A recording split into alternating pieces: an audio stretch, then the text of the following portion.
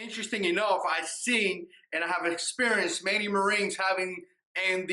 So essentially they get too cocky, or they think they know everything about it, or whatever. They're not paying attention, or they having a bad day, whatever it is, but they have an ND. And when that happened, the issue here is that you put your family, you put your friends, you put your neighbors, your brothers, whoever around you in danger. So again, your neglection could cause somebody dying. I mean, it's a really serious issue. So how do you prevent that?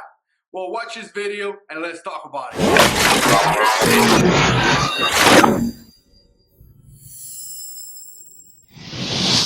All right, so if you do a quick search in the internet, you could come very, very fast to safety rules, right? And some of those safety rules are great because what safety rules does is that allows you to minimize the possibility of having some type of accident, right? And in the Marine Corps, I just screenshot this very quick. In the Marine Corps, they treat weapons very, very seriously. In fact, when you go to the rifle range, they make it repeated. So everybody stand in line and everybody says, 1, and they repeat it all out, right? And the entire career that I had in the Marine Corps, they were really, really strict on firearms. And once again, it's because you have the power, or your neglection has the power of killing somebody. So, if you look at some of the safety rules, for example, the ones that they teach you in the Marine Corps says, number 1, treat every weapon as if we were loaded. So every weapon should be treated like it's ready to go, right? It doesn't matter if it's not, doesn't matter if it doesn't have rounds, it doesn't matter whatever.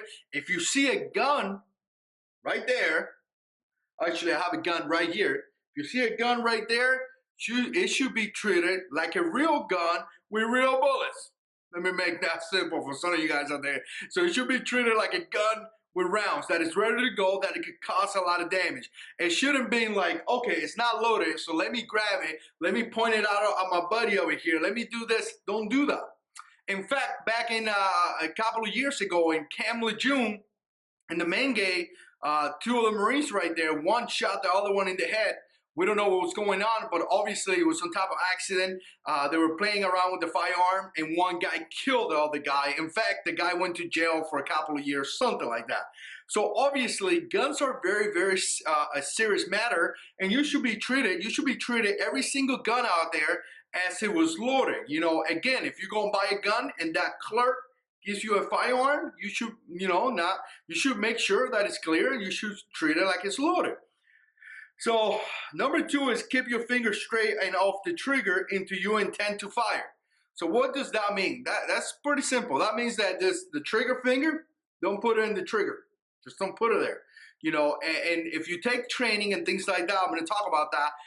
You're gonna realize, or you're gonna learn more about that. But once again, you shouldn't put your finger in the trigger until you're ready to fire. Number 3, never point your weapon at anything you don't intend to shoot. So when you take your gun out, it's pretty serious business. When you take your gun out, you are about to do something very, very serious. So don't point your gun at anything that you are not ready to shoot. So once again, we talked about this in the whole situational awareness and things like that. If you have a gun and you haven't made the decision of potentially, defending yourself, obviously you make the decision to defend yourself in a way because you bought a gun, but you haven't made the decision that you may have to use that gun, don't even get a gun. Because if you take that gun out and you don't use it, most likely the criminal is going to take it away from you and it's going to kill you with your own gun. But the reality here is simple. Don't point your gun at anything you not intend to shoot. So don't play around with your friends. We go back to Camp Lejeune and the 2 Marines, they were messing around, they were playing around. He didn't intend to shoot him, but he did. And he went to jail for that. So pretty simple. I mean, this is pretty simple, right? And 4, keep your weapon unsafe until you intend to fire. Obviously, this is the Marine Corps military safety rules right here. Some of the guns out there don't have safety, but you get the point. Keep your weapon in a safe manner until you're ready to fire. I mean, and again, if you do another search, and I'm reading here from my notes. If you read another search here, Jeff Cooper, 4 rules. Number 4 for him is be sure of your target and what is beyond your target. So essentially, if I'm going to shoot over here, be realize that behind the camera is more things. So if you find yourself in a confrontation in your living room, be advised that behind your living room may be your kid's room, and potentially you could shoot them in that situation. So here's the safety rules. One of you guys asked me about this. One of you guys told me, requested a video on this topic. And once again, the safety rules are in place in order to minimize some type of accident. That's why they're there. But most importantly, and I wrote some notes here because I'm doing like 20 videos today. Mostly, like 10 or 12 or 15, I don't know. Most importantly, take training from a good, solid instructor, someone that could teach you. If you take the responsibility to own a firearm, I said this many times, if you have taken that responsibility to get a gun, you should take the responsibility to take training.